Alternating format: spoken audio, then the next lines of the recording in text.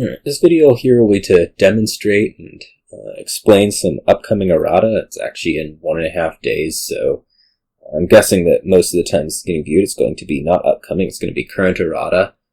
In any case, it has to do with duration cards, and we'll get right to it.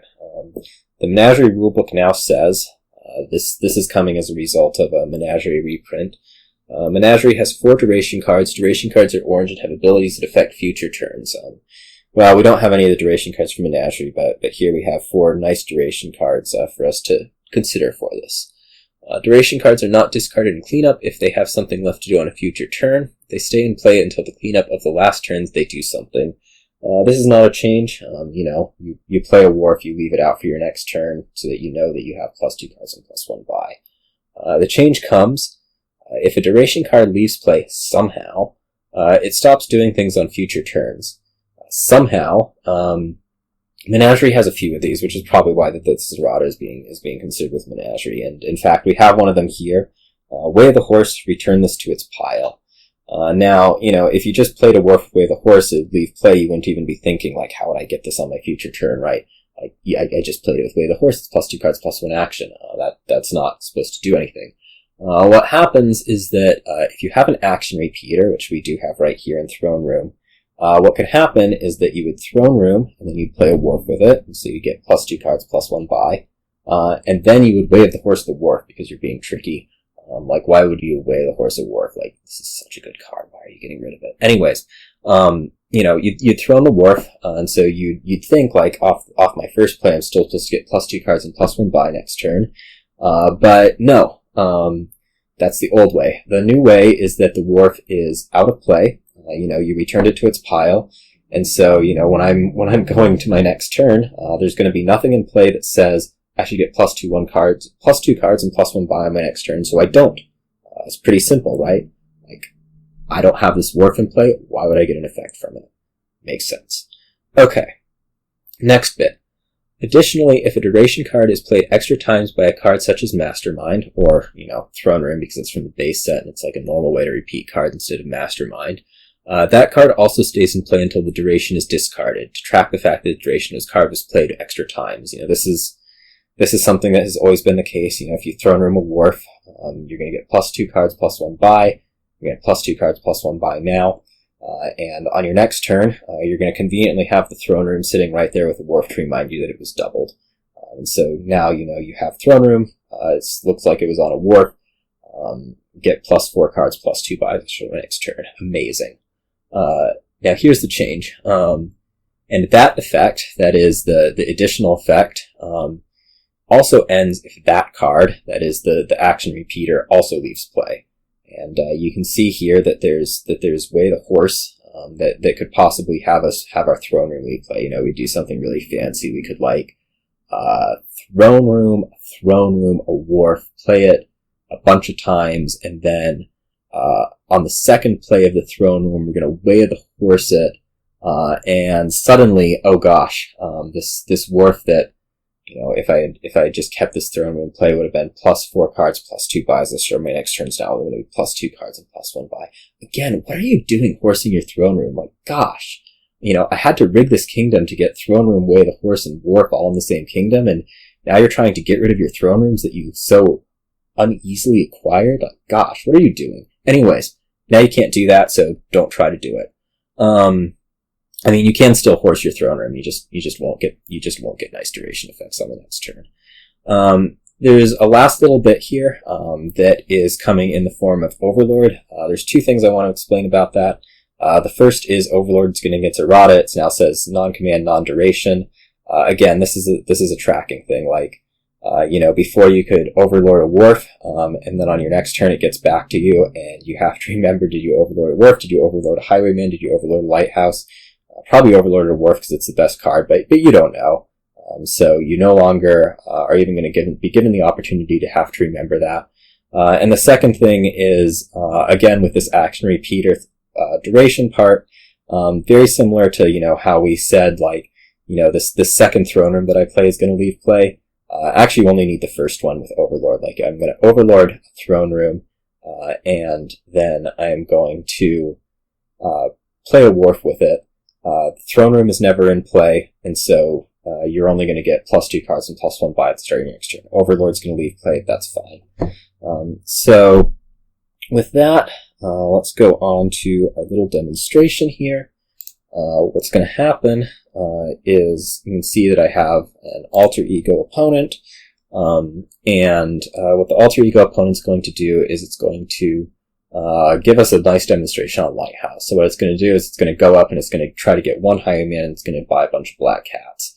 What I'm going to do here over on this side as our demonstration is I'm actually going to be trying to put throne room on some duration cards, one of which is going to be gear. So what I'm going to start by doing is I'm going to start by actually buying a forger. Reason is basically to just make these things easier to collide together.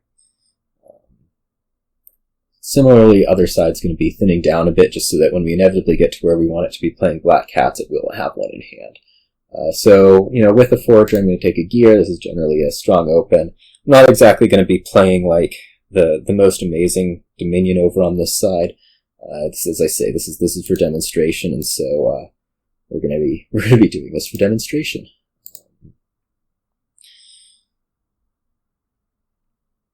All right. We could put a throne room in right now. It's not going to do us a whole lot, just because we have this lighthouse. Actually, I guess we can do it. That'll be fine. Okay. You can see that the other side got its highwayman, so now it's just going to pick up a bunch of black cats for the rest of time.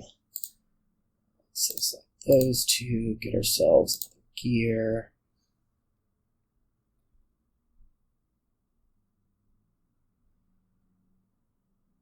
Okay. So now I guess we'll do our first thing, which is we are going to throne room this lighthouse.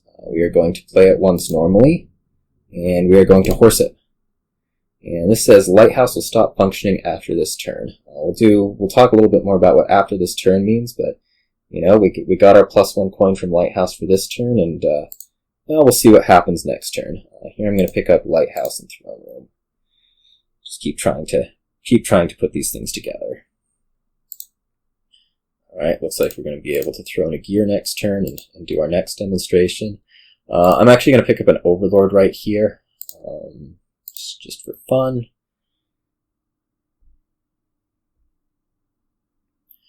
Alright, so now for the first kind of, I don't know, we'll call it a weird thing that happens.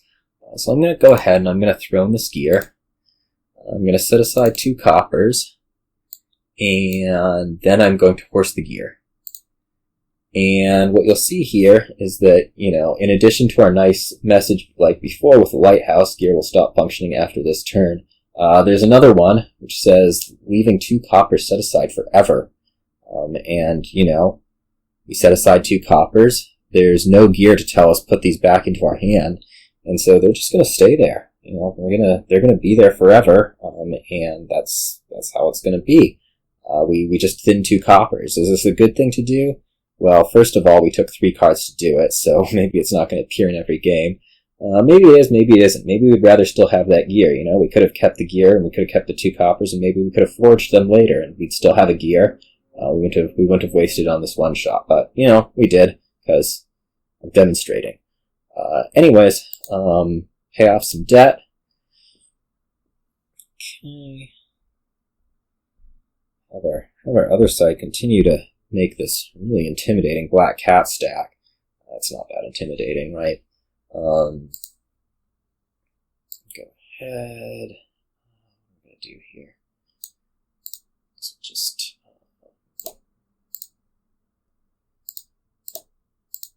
do a little draw with it. Maybe a little throne, forager, thin down a little bit more.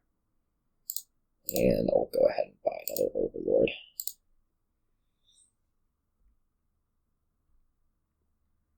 Alright. Forager, horsing. Okay. For the next trick, what we're going to do is I am going to, actually first I am going to courtier a couple times to get us some more money in deck. You can see that we're a little bit light on cash here. Part of that's setting aside our 2 coppers. Maybe that's another reason not to do it. But we'll get a little bit more money into deck, and for the next trick, alright, we're going to do this thing again, where we are going to throne or gear, and horse it, but actually this time we're just going to throne the gear. We're going to play Throne Room with Overlord. We're going to play a gear with it.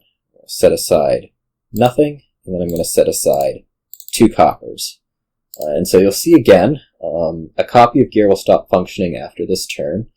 In this case, this gear that we played, leaving 2 coppers set aside forever. And the reason this is happening this time is, again, we have this untracked Throne Room effect. Play Overlord, play Throne Room, play gear, that's fine. But when we play it the second time, this Throne Room is not in play. It's not there. And so when we set aside these 2 coppers on the second play, there's going to be nothing that says, put these coppers back in your hand. So we've effectively thinned coppers again. In this case, this is actually looking like a pretty sweet deal, right? Before we had to get rid of our gear, or before we had to get rid of our throne, but when we throne with the Overlord, we get to keep the Overlord. It's going to go back into our deck, and we get to keep the gear. In fact, this skin's going to go back to our deck because we didn't set aside anything with it. And so maybe that's a better deal, but again, gosh, you need 3 cards to do it. When is that ever going to happen? Go ahead and take a Highwayman next, just for fun. All right.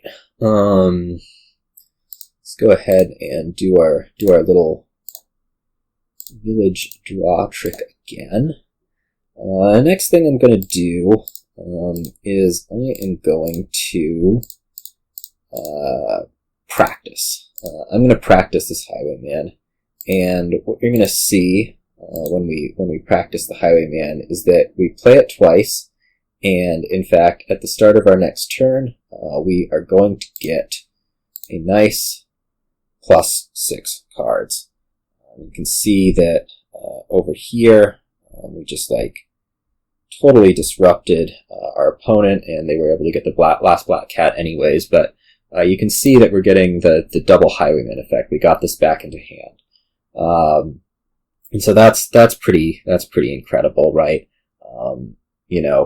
Even though practice is untracked, you may play an action card from your hand twice, and there's nothing saying do it twice, you still get it twice. And maybe if you're playing this on paper, you get to go and you get to set your Highwayman aside. I practiced this. This is different from the rest of them.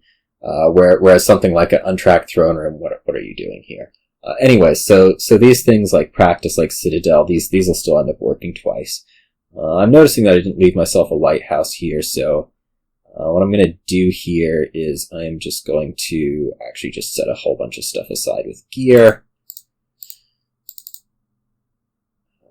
It's not going to do what I want. No, it will.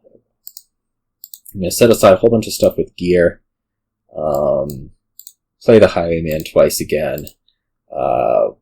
Whatever. Let's get ourselves another Throne Room. We have the Lighthouse that'll be here for our demonstration. Okay. So next thing. What I'm going to do here is I'm going to throne this Lighthouse. You remember we did that earlier and we didn't get the coin. We're going to horse it the second time. And it says Lighthouse will stop functioning after this turn. Now, Lighthouse has a thing on it that says, until then, which is until the start of your next turn, when another player plays an attack card, doesn't affect you. You'll note that this says will stop functioning after this turn. This is why we've had the opponent building a nice black cat stack is for this specifically. And so when I just go ahead and mysteriously end my turn and buy a province, you will see that as the opponent is playing black cats, I'm not getting curses. And the reason for that is because Lighthouse stops functioning after this turn. The things that it does this turn, like protect me from attacks, are still good to happen. However, you will see that after they play a Highwayman and buy a province of their own, gosh, you'll see that these golds are being affected by Highwayman. So, although the Lighthouse nicely protected us from these curses, since we forced it, it's not protecting us from this Highwayman that they played on the other side. That's the last bit I have to do for these demonstrations. Hopefully, this never happens, because you never have such a rigged kingdom as this to make them happen. But if they do, remember, your durations need to be tracked, and if they aren't, you could find yourself getting Highwayman attacked. With that, see you all.